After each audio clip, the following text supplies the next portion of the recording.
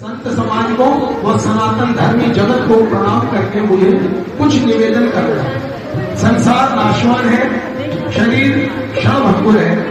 ये कलकी भगवान का नाम सच्चे भक्तों द्वारा अनुभव से प्राप्त हुआ है।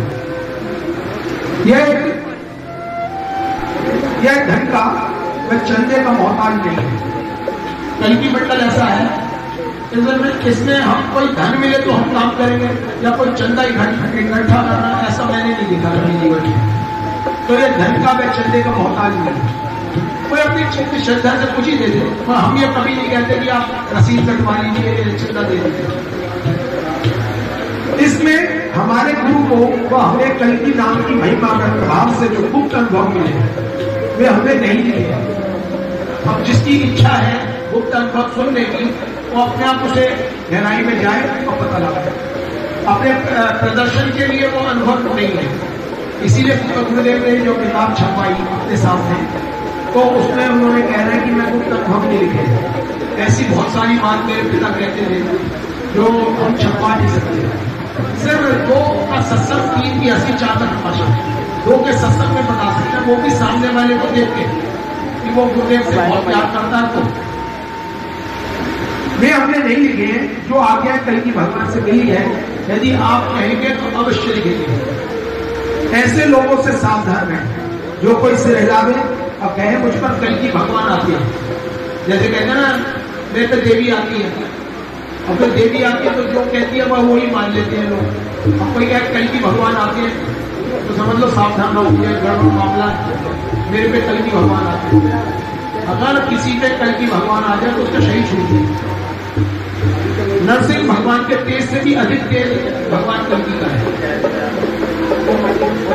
तो वो कह रहे हैं मेरे पे कलकी भगवान आते, डांटी धौंस देकर पैसा कमाना चाहिए। अपने को कलकी भगवान का भक्त बताकर ब्राह्मणों को छिड़के दे, अपमान करे, वाद विवाद करे, वह कलकी भगवान का प्रिय नहीं करता है। तो आप अपने लिए नरक का सामान करते हैं। ये जो बात लिखी है इस पर बहुत गौर करने की बात है। अपने को कलकी भगवान का भक्त बताकर ब्राह्मणों को झिड़के दे, अपमान करे, वाद विवाद करे, या भगवान कलकी का प्रिय नहीं करता। सभी मान प्रद आप अमानी, भरत प्राण सम प्रेम प्राण। एक ही पेट पढ़ूंगा, उसके बाद बदला होगा। मेरे गुरु का मेरा स्वभाव रहा है कि धर्म के अथवा किसी काम के लिए 2 पैसे भी किसी से खर्च करने को नहीं कहना। ये बात मेरे पिता कहते थे कि मैं उस समय में हजारों रुपए अपने पास रखता था। गुरुदेव कहते तो मैं खर्च करूंगा, मां उन्होंने कभी भी मेरे से 1 रुपया भी खर्च करने को नहीं कहा। इसका प्रमाण मेरे पिता थे जो उनके साथ आके के 10 साल में है। अपनी श्रद्धा से चाहे कोई 1000 खर्च कर दे, कलकी नाम का जो धन इकट्ठा करें उनसे भी सावधान करें। बोलो श्री कलकी भगवान महाराज की जय। सर वो बहुत प्यार करते थे। तो बोले दादाजी मैंने कलकी नाम से बहुत कुछ पाया, मेरे सच्चे गुरु हैं, सच्ची बात है, आप 1 माला किया करो। बोले बेटा बचपन में भजन ना करो तो बुढ़ापे में नहीं होगा। अब ये उत्तर दिया ना, तो पिताजी ने सोच लिया कि अपने बच्चों से बचपन में करो। अगर आप लोग प्रिय करते हैं अपने बच्चों का तो बचपन में करो, बचपन में आपके कंट्रोल में। जब वो 20-21 साल के होंगे ना तो सरकार कहेगी भाग जाओ कहीं, वो सेंशन हो जाएगा, कोई नहीं पकड़ेगा तेरे को, भाग जहां मर्जी भाग।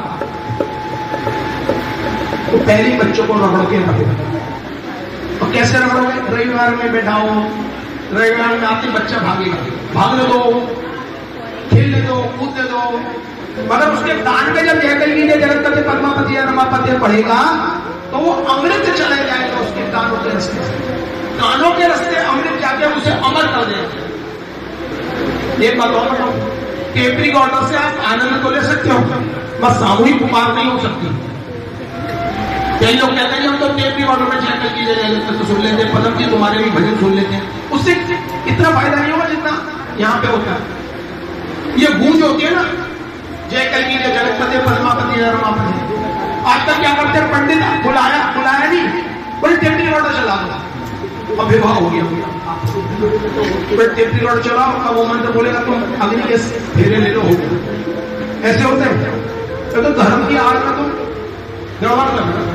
तो कह रहे लिखो, मनुष्य जन्म दुर्लभ होता है, वह भी अनिश्चित धन का देने वाला होता है। इसलिए हे दैत्यों, विषयात्मक कामनी कांचन के उपासक दैत्यों का संग दूर से ही त्याग कर मुक्त संगों से चाहे हुए आदि देव कल के नारायण की शरण ले लो।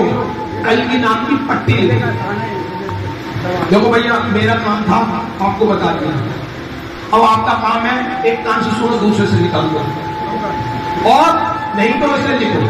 जो लिखता रहेगा उसे आगे चल के वो मिलेगा जो चाय पीने वालों को नहीं मिलता है।